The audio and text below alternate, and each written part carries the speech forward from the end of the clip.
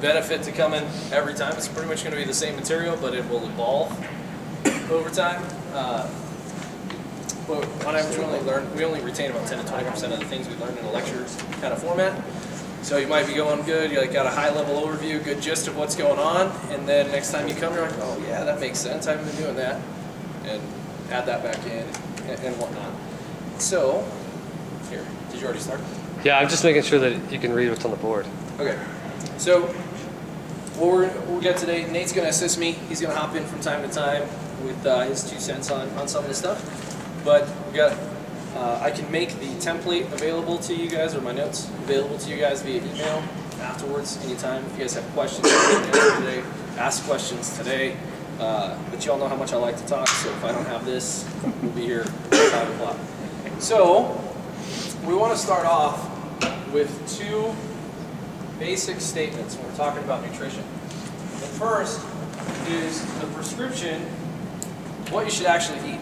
Okay, so we're going to start with these 2 basic statements, and then we're going to break them down throughout the day. So what we have is eat meat and veggies.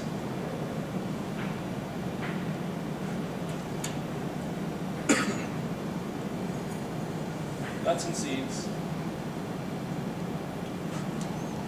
Some fruit.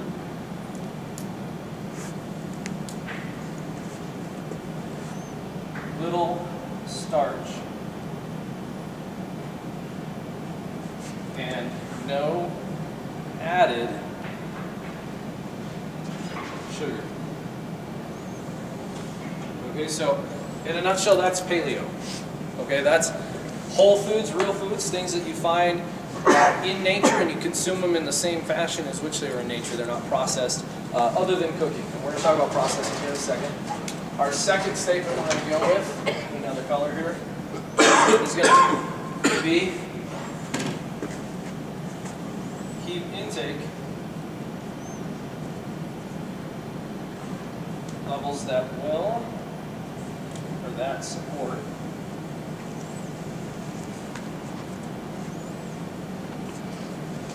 exercise but not excess body fat.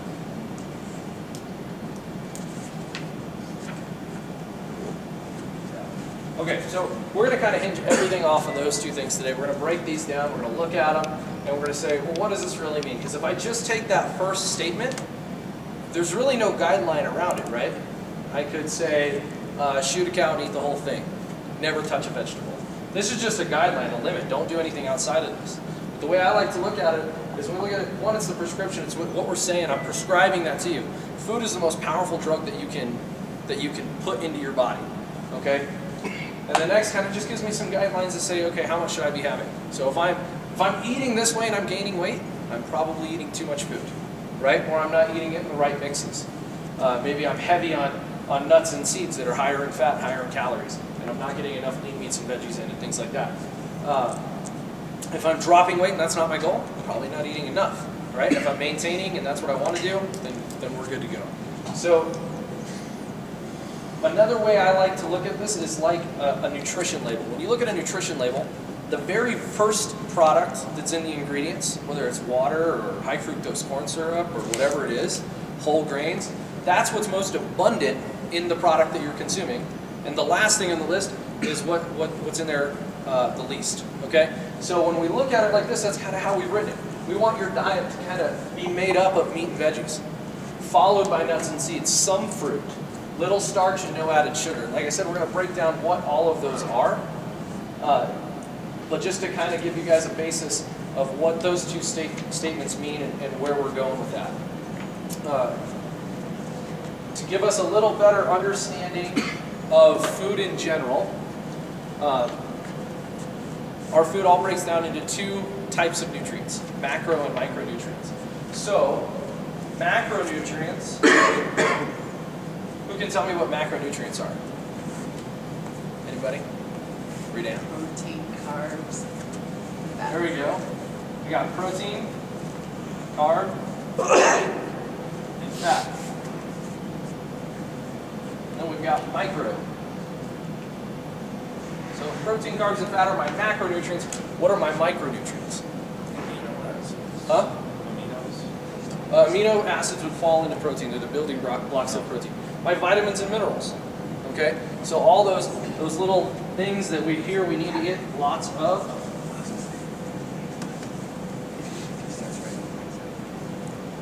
Vitamins and minerals. So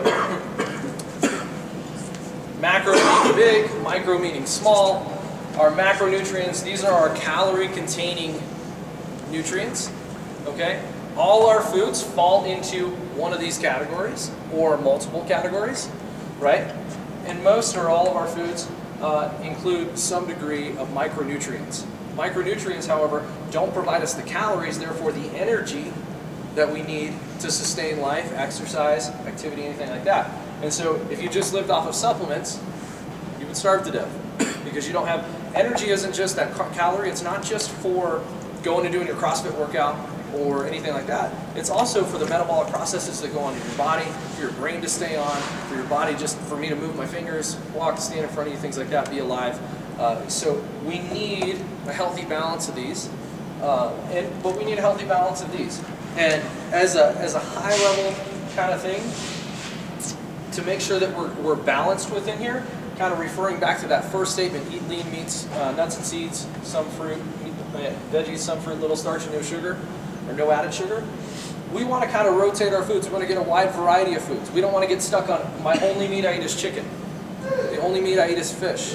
The only vegetable I'll ever touch is broccoli. That probably would be the one you'd choose. But we don't want to get stuck on just one thing. If we can rotate the foods that we eat, we're going to get much, much more balance of vitamins and minerals. Okay? And so, just to kind of throw it out there, a lot of people ask me about supplements, which supplements are the right ones to take, and as you've noticed when I respond to you, it's very little, if any. I don't push them, I sell them, I don't push them. You know, fish oil is great because, and we'll talk more about omega-6 versus omega-3 fatty acid balance later, but because omega-6s are so prevalent and high in our diet these days, it's really hard to avoid, even when we're trying to eat healthy, and like I said, we'll get to that. We need to balance it with some more omega-3s, and we've all heard omega-3s are good for us, so a good fish oil supplement, maybe somewhere around 3 grams a day, would be good. Now, if you're eating grass-fed, range-free beef or animals, you're keeping your nut intake minimal, you're eating fish 2 or 3 times a week, you might not need a fish oil supplement. But by and large, for most of us, a fish oil supplement is a good idea. The reason why other ones aren't necessarily the best idea, I didn't say they're a bad idea, the best idea is just because we as humans have not recreated the synergistic kind of relationship that food has with those micronutrients in our body. And so, especially blending multiple ones together, like a multivitamin, when I just eat spinach, I get a lot more than just 1 or 2. I get a good wealth of vitamins and minerals. In fact, your dark leafy greens are the best way to go. Spinach, broccoli, things like that. So, with that, I want to call this one more thing here. I want to call this whole foods, like the store. Whole foods are those. This is very key. Those that contain no processing or minimal processing. By minimal processing, I mean cooking is a process. So when you eat your meat, you cooked it, processed it, nutritional value goes down. If you could eat it raw, great. I'm not going to do that, right? Especially with conventional farming processes these days, I'm not going to do that.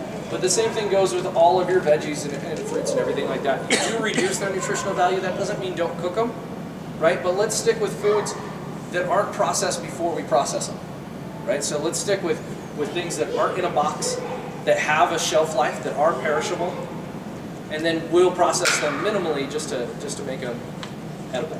Does that make sense? Good? Okay, so we're going to talk about a couple what-ifs as we go on. I'm going to throw a couple questions out for you first. Throw a couple questions for you to think about, and then as we get to the what-ifs, like the one-offs, milk, honey, things like that later, you'll already have these things kind of in your head. We'll break them down more.